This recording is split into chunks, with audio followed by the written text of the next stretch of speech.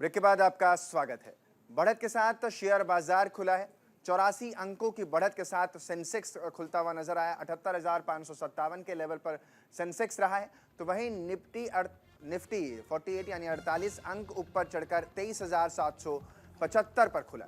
Share market की शुरुआत आज अच्छी रही है। सोमवार के बाद भी एक बार फिर से दोबारा अच्छी शुरुआत देखने के लिए मिली है। तो वहीं बीएसई यानी बॉम्बे स्टॉक एक्सचेंज का 30 शेयरों वाला संवेदी सूचकांक भी सेंसेक्स 84 अंकों की बढ़त के साथ 78,557 के लेवल पर खुला हुआ है। जबकि एनएसई का 50 स्टॉक्स वाला बेंचमार्क इंडेक्स निफ्टी 48 अंक यानी 48 अंक ऊपर 23,775 के लेवल पर खुलने में कामयाब रहा है। तो वहीं बीएसई का 30 शेयरों वाला संवेदी सूचकांक सेंसेक्स 84 अंकों की बढ़त के साथ 78,557 के लेवल पर खुला। जबकि एनएसई का 50 स्टॉक्स वाला बेंचमार्क इंडेक्स निफ्टी 48 अंक ऊपर चढ़कर 23,775 के लेवल पर खुलने में कामयाब रहा है। मेरे सहयोगी ज्यादा जानकारी के साथ इसी जानकारी पर हमारे साथ जुड़ रहे हैं शुभम पांडे। शुभम, आज बाजार बेहतर स्थिति में खुलता हुआ नजर आया है। क्या कुछ रहता है शाम तक? क्या आपका अनुमान बता रहा है कि बाजार किस कदर कहां पर आगे बढ़ता हुआ नजर आएगा?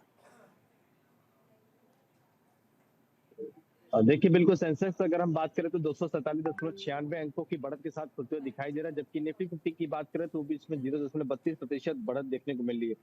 देखिए 78,000 के पास इस वक्त सेंसेक्स कारोबार करते हुए दिखाई दे रहा है। निफ्टी 50 की बात करें तो भी 23,500 के आसपास इस वक्त खुलते हुए दिखाई दे रहा है।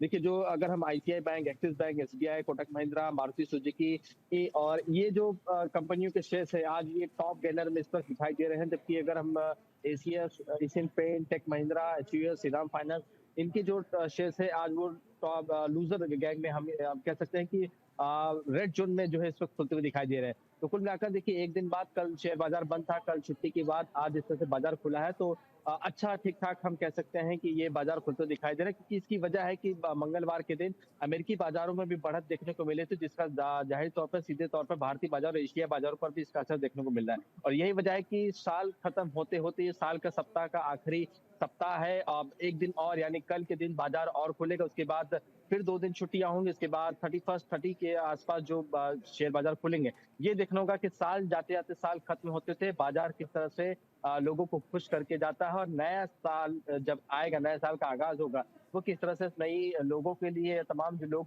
शेयर में इन्वेस्ट किए हैं, उनके लिए सौगात लेकर आता है। शुभम, क्योंकि कच्चे तेल की कीमतों में लगातार हम देख रहे हैं कि अभी स्टेबिलिटी नहीं आई है। कभी वृद्धि देखने को मिलती है और कभी वो धड़ाम भी होता है, कभी बूम होता है और कभी ब्लास्ट में आ जाता है। तो ऐसे में अंतर्राष्ट्रीय मार्केट में जो देख रहे हैं कि कच्चे तेल के दामों में लगातार फ्लक्चुएशन है, उसका असर इकोनॉमी पर, खासतौर पर बाजार पर कितना पड़ता हुआ नजर आ रहा है, भारतीय बाजार पर? बिल्कुल, देखिए भारतीय बाज़ारों पे इसका असर पड़ता हुआ दिखाई दे। देखिए कच्चे तेल की जो आयात-निर्यात है उस पर असर पड़ता है। ज़ाहिर-सी बात है शेयर में इसके जो है पैसों की गिरावट देखने को मिलती है।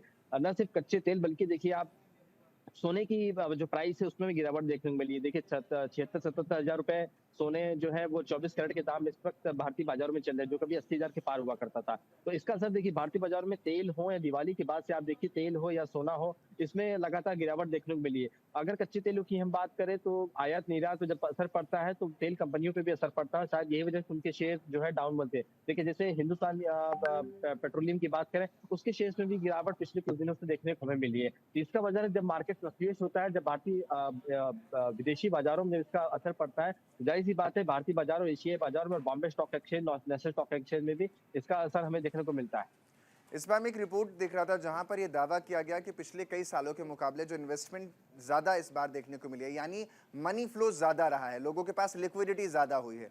तो ऐसे में बाजार में इन्वेस्टमेंट भी बढ़ता है। जब लिक्विडिटी बढ़ती है, लोगों के पास खरीदने की शक्ति रहती है, तो वो डिमांड को पूरा कर सकते हैं। तो डिमांड एंड सप्लाई का जो एक फॉर्मूला है वो कहीं ना कहीं यहाँ से देखने को मिलता है। और आगे चल करके, क्योंकि इसी वृद्धि को अगर सरकार एक्सपेंडिचर अपना बढ़ाती है, तो बाजार पर उसका कितना प्रभाव देखने को मिलेगा लोगों के हाथ में जब पैसा होगा तो?